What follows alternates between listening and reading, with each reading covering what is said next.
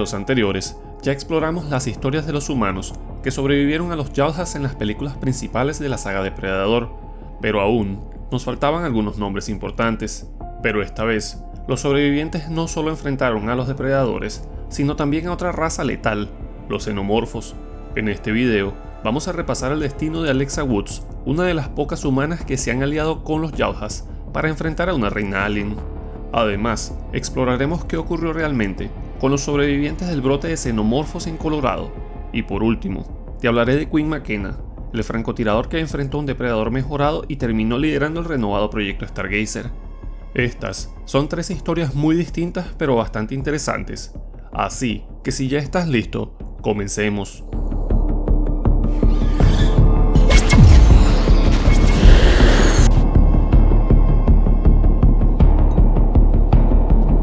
Antes de enfrentarse a dos de las criaturas más letales en el universo, Alexa o Lex Woods ya había conquistado una de las hazañas más difíciles de conseguir para una persona, ya que ella fue la mujer más joven en escalar el monte Everest sin el uso de oxígeno auxiliar. Ella era exploradora por vocación, ambientalista por convicción e hija de un reconocido montañista. Lex construyó su reputación guiando expediciones extremas por el Ártico y el Himalaya, además de trabajar activamente con grupos de conservación ambiental. Lex también era una figura respetada entre la comunidad de exploradores, no solo por su valentía sino por su disciplina y liderazgo en condiciones extremas. En 2004, mientras escalaba el glaciar Khumbu en Nepal, recibió una oferta de Max Stafford, un representante de Weyland Industries, para guiar una expedición a la isla Bouvet, donde se había detectado una misteriosa señal térmica bajo el hielo. Al principio, Lex se negó al ver que la misión no contaba con un periodo adecuado de preparación, pero tras reflexionar un poco, ella accedió, pero con la condición de establecer ciertas reglas de seguridad para el grupo. Desde el inicio, Lex demostró ser más que una guía. Fue la única que priorizó el bienestar de la tripulación por encima del descubrimiento. Una vez en el lugar, la expedición descubrió un templo enterrado que resultó ser una pirámide diseñada por los Jauja y usada como campo de prueba para que sus guerreros jóvenes completaran su rito de iniciación, cazando xenomorfos, a quienes ellos consideraban la presa última por su gran peligrosidad. Al adentrarse en la estructura y activar sin saberlo el sistema de defensa de la pirámide, los humanos se entrometieron en la cacería, provocando la liberación de una reina alien y a todos los xenomorfos que estaban encerrados. Debido a esto, la mayoría del equipo fue aniquilado en poco tiempo, pero Lex demostró toda su astucia y coraje. Luego de que su compañero Sebastián fuera capturado y su líder Charles Weyland muriera enfrentando a un depredador para protegerla, Lex quedó completamente sola, y fue entonces cuando se encontró cara a cara con el joven Jauja, conocido como Scar, el último de los tres depredadores enviados a completar la cacería. En lugar de matarla, Scar percibió que Lex no era una amenaza, sino que podría servir como una aliada, al presenciar cómo ella acababa con un xenomorfo frente a él, y además le devolvió su tecnología robada.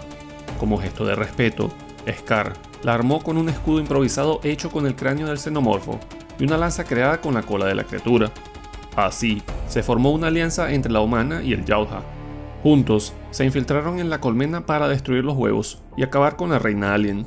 Es aquí cuando Lex ve a su compañero Sebastián, quien ya había sido impregnado por una abrazacaras, y ella le dio una muerte misericordiosa. Luego, Scar activó la autodestrucción de su guantelete y los dos decidieron escapar de la pirámide. Justo antes de salir, fueron interceptados nuevamente por los xenomorfos. Lex volvió a probar su valía cuando Scar fue atacado por la espalda y perdió su plasmacaster. Ella lo salvó con un disparo de un arpón. Esto les permitió abordar el trineo y escapar. Ya en la superficie, Lex y Scar enfrentaron a la reina, quien había logrado salir ilesa de la explosión y del hielo. En un combate final brutal, Lex luchó codo a codo con el depredador. La reina persiguió a Lex hasta una torre de agua, y usando una cadena para anclarla, hicieron caer la torre de agua al fondo del océano helado, derrotándola. Aquí, es importante detenernos para recordar que los xenomorfos pueden sobrevivir a las condiciones más duras, incluidas las del vacío del espacio, así que con mucha seguridad podemos concluir que esta reina sigue viva, congelada en el fondo del océano subantártico. A pesar de haber ganado, Scar murió por las heridas recibidas. En un acto de reconocimiento, un depredador anciano y su clan se hicieron visibles, recogieron el cuerpo de Scar, y al ver que Lex llevaba en su mejilla la marca de su clan, recibida tras haber matado a dos xenomorfos, el Elder la honró como una guerrera digna de su especie, y por esto le entregó a Lex su lanza ceremonial. La película termina con Lex sola, regresando a uno de los tractores de nieve, comenzando su camino de vuelta al rompehielos de Weyland. Aunque su destino quedó sin seguimiento en las secuelas, sabemos por la novelización oficial que sobrevivió al regreso desde el glaciar y que fue rescatada por su equipo. Lo interesante es que años después, en la película de El Depredador de 2018, se muestra la lanza de Lex en una vitrina dentro del laboratorio del proyecto Stargazer. Esto implica que Lex fue localizada e interrogada sobre los eventos en la pirámide, y sus armas fueron confiscadas como evidencia. A pesar de esto, no se nos reveló si Lex decidió colaborar con el proyecto Stargazer o si fue obligada a guardar silencio. Algunos fans especulan que pudo haberse convertido en una asesora similar a Machiko Noguchi en los cómics, ya que este personaje fue inspirado fuertemente en ella, mientras que otros creen que desapareció voluntariamente, manteniéndose fuera del radar. Sin embargo, teniendo en cuenta que nunca regresó en otra entrega, y a pesar de que Alien vs Depredador no es canon en ninguno de los dos universos, Lex Woods es sin duda uno de los personajes más memorables, aunque subestimados, del cruce entre estas dos franquicias.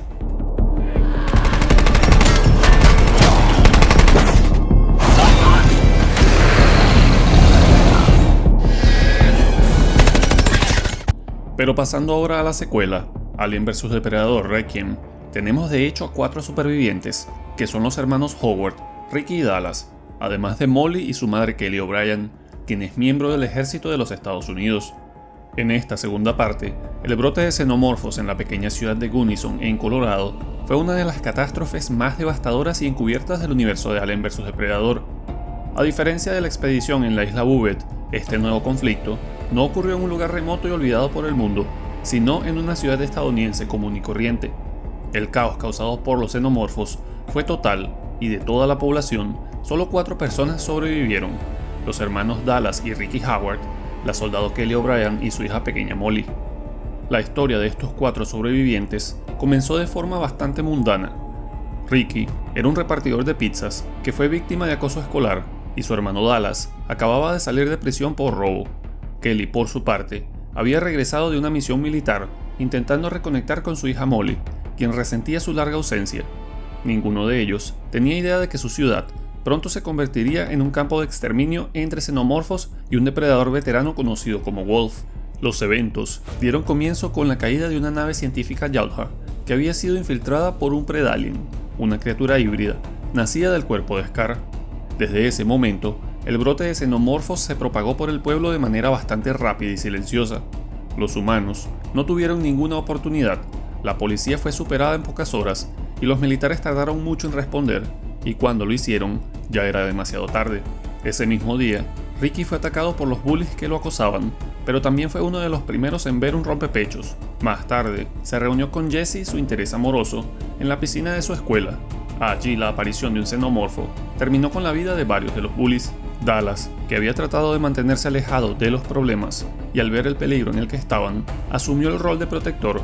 Armado con lo que encontraba, lideró a su pequeño grupo de sobrevivientes hacia una armería.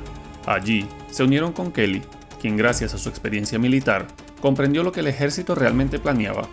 Ellos no los iban a rescatar, sino eliminar toda evidencia con un arma nuclear táctica. Desconfiando de las instrucciones oficiales, Kelly propuso desviarse hacia el hospital, donde supuestamente se encontraba un helicóptero de evacuación.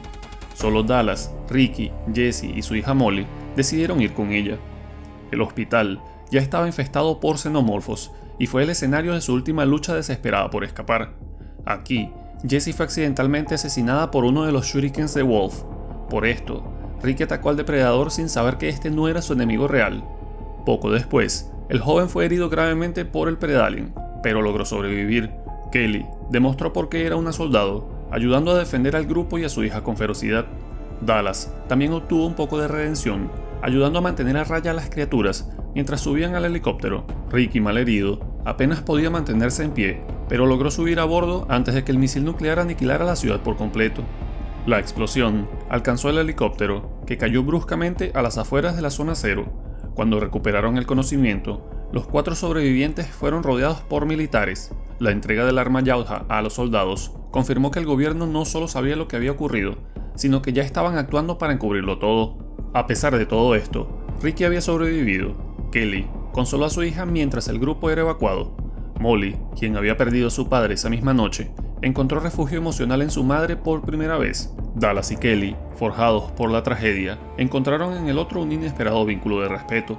Después de eso, no se volvió a saber nada de ellos. Es probable que hayan sido silenciados, interrogados o incluso forzados a guardar el secreto de la existencia de los xenomorfos y Yalhas por parte del gobierno.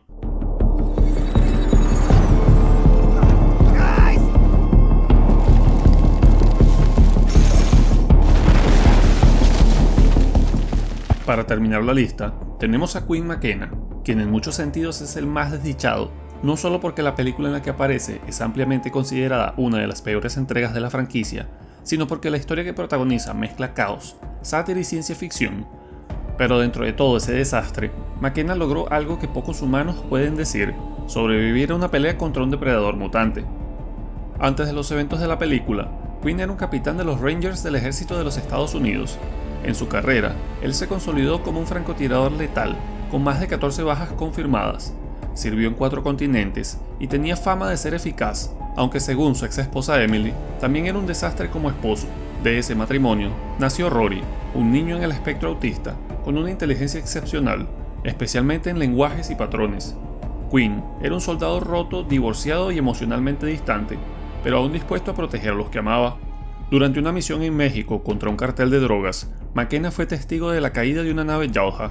Aquí, él recuperó un biocasco y un brazalete, pero su equipo fue rápidamente aniquilado por el depredador fugitivo.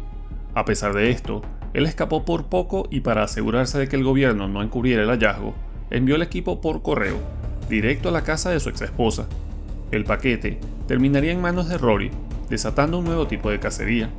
El proyecto Stargazer, una división clandestina del gobierno obsesionada con los depredadores, capturó a Quinn, lo clasificaron como inestable y lo enviaron al famoso Looney Boss, junto con un grupo de soldados con traumas de guerra y diagnósticos psiquiátricos.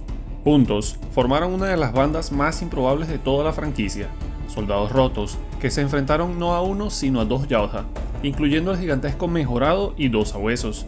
En medio del caos, Quinn se reencontró con Rory y luchó para protegerlo tanto del depredador Mejorado, quien estaba interesado en llevarse al niño por su capacidad cerebral, considerándolo el próximo paso evolutivo de la humanidad, tanto como de los operativos del proyecto Stargazer. El grupo resistió como pudo, pero todos sus compañeros murieron uno por uno, pero McKenna, Rory y la doctora Casey Brackett lograron sobrevivir. Al final de la película, Quinn se quedó a cargo de una división renovada del proyecto Stargazer, esta vez con una misión más clara, que era la de defender la humanidad de futuras amenazas Yalha. Ahora, trabaja junto a su hijo Rory, quien estaba demostrando una capacidad natural para comprender la tecnología alienígena. Pero lo más importante fue lo que el depredador fugitivo había dejado atrás para los humanos: una armadura biomecánica, diseñada con 2 cañones de plasma masivos y con 3 apuntadores láser independientes, visión térmica múltiple, invisibilidad, garras retráctiles y una interfaz en inglés, todo almacenado en un simple guantelete. Todo esto con la esperanza de preparar a la humanidad para una futura invasión Yalha. Y este es un tema que curiosamente la saga nunca abordó de forma directa, pero existe una teoría bastante interesante que podría conectar las historias de Royce y Quinn McKenna, y que vale la pena explorar. Esta teoría parte de un concepto que el propio Dodge había advertido en los archivos de audio encontrados en Predator Hunting Grounds, que explica que con cada nueva temporada de cacería, los encuentros con los Yalha se volvían más intensos, más frecuentes y sobre todo más peligrosos. Dodge notó que ya no se trataba de un depredador aislado cazando por honor, sino de múltiples cazadores, reconociendo a la Tierra como un territorio fértil, repleto de presas dignas de enfrentarse a ellos, y eso lo preocupaba. Su mayor temor era que un día esto dejara de ser un deporte para convertirse en algo mucho más siniestro, una invasión. Aquí es donde entra Royce. Aunque su destino quedó sin esclarecer después de que se separó de Isabel, algunos fans creen que tras escapar del planeta reserva y llegar a uno de los planetas principales de los Yalha, descubrió que existían facciones divididas entre los depredadores. Por un lado, los que seguían el código de honor, y por el otro lado, aquellos que buscaban evolucionar la cacería hacia algo más agresivo y expansivo. Según esta teoría, Royce habría llegado a un acuerdo con un grupo rebelde de Yalhas que se oponían a una invasión, para enviar tecnología avanzada a la Tierra y preparar a la humanidad para lo que estaba por venir. Para esta misión, habrían enviado al depredador fugitivo con el Predator Killer. Por supuesto, hoy en día y con los cambios recientes en la saga y los estrenos de nuevas películas, Todo esto podría quedar descartado o ser reformulado por completo, pero es una de esas teorías que, aunque no sean canon, ayudan a llenar huecos narrativos que las películas dejaron abiertos. Quizás en el futuro, ya sea a través de videojuegos, cómics o nuevas películas, tengamos pistas más claras sobre el verdadero destino de Royce y si de verdad, como algunos creen, él fue quien envió esa armadura. Y con esto, llegamos al final de este video. Espero que te haya gustado, y si es así, recuerda darme un like, suscribirte si aún no lo has hecho, y activar la campanita de notificaciones para estar al tanto de mis nuevos videos. Nos vemos en el próximo. Hey, aún no te vayas. Si te gustó mi video, me gustaría recomendarte este video, o este otro video que está muy interesante.